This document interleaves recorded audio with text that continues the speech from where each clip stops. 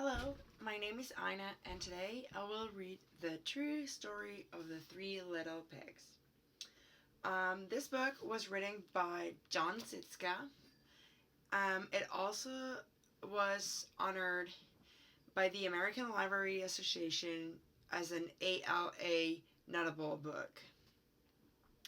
I'm really excited to read this book to you because this is one of the books that my mom used to read to me when I was going to bed.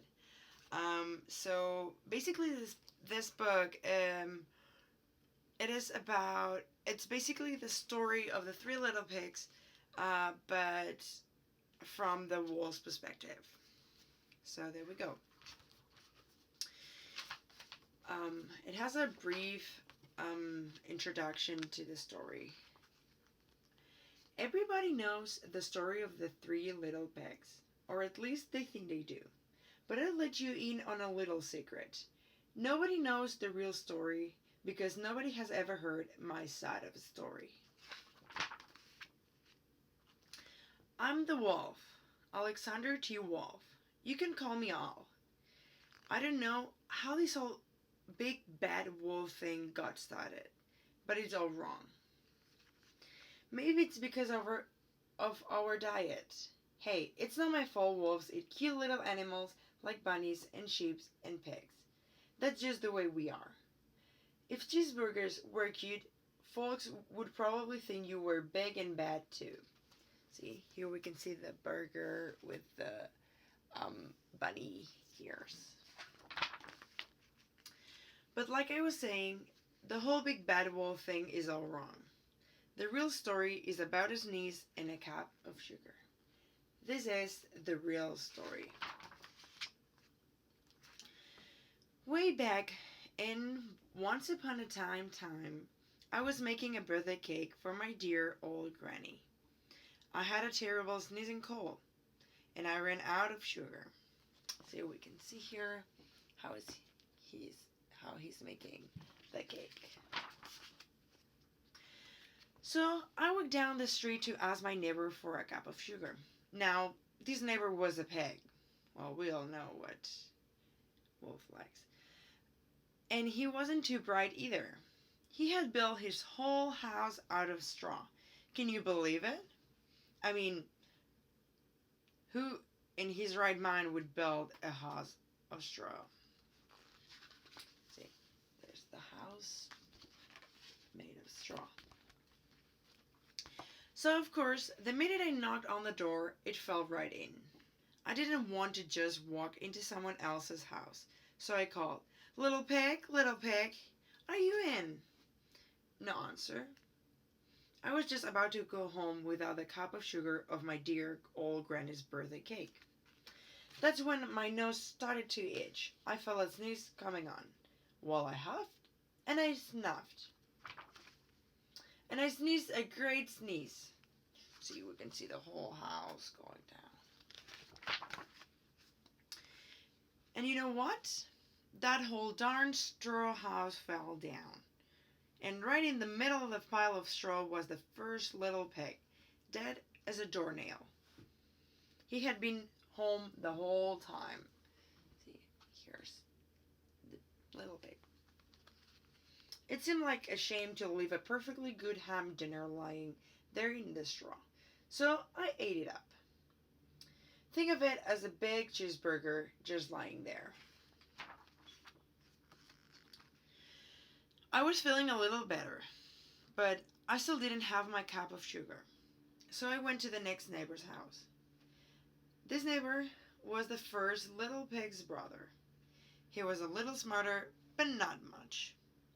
He had built his house of sticks. See, we can see here the house of sticks instead of straw. I rang the bell on the stick house. Nobody answered. I called, Mr. Pig, are you in?" He yelled back, "Go away, wolf. You can come in. I'm shaving the hairs on my chinny chin. I had just grabbed the doorknob when I felt another sneeze coming on. I huffed and I snuffed, and I tried to cover my mouth, but I sneezed a great sneeze. And you're not going to believe it. But this guy's house fell down just like his brother's.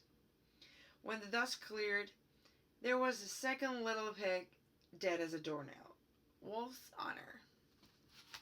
Here, the second little pig. Now you know food will spoil if you just leave it out in the open. So I did the only thing there was to do. I had dinner again. I think of it as a second helping. I was getting awfully full, but my cold was feeling a little better. And I still didn't have that cup of sugar for my dear old granny's birthday cake. So I went to the next house. This guy was the first and second little pig's brother. He must have been the brains of the family. He had built his house of bricks. Here, a third house made of bricks. I knocked on the bricks house, no answer.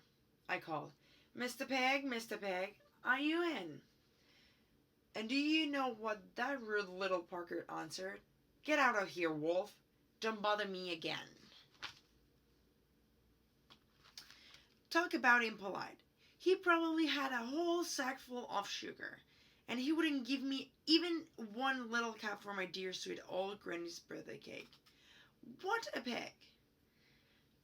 I was just about to go home and maybe make a nice birthday card instead of a cake when I felt my cold coming on.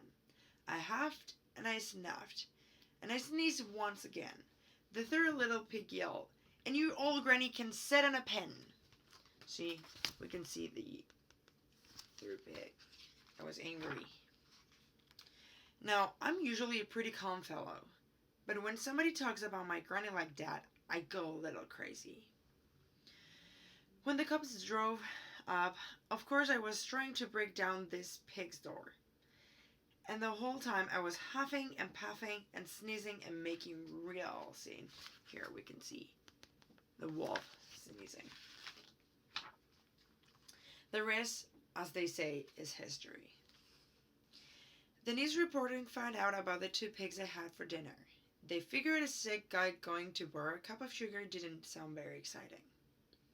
So they jazzed up the story with all of that huff and puff and blow your house down. And they made me the big bad wolf. That's it, the real story. I was framed. But maybe you could loan me a cup of sugar. So he's still asking for that cup of sugar for his old granny's birthday cake. Well, that's the end. I hope you really enjoyed the story as I did. Thank you for listening.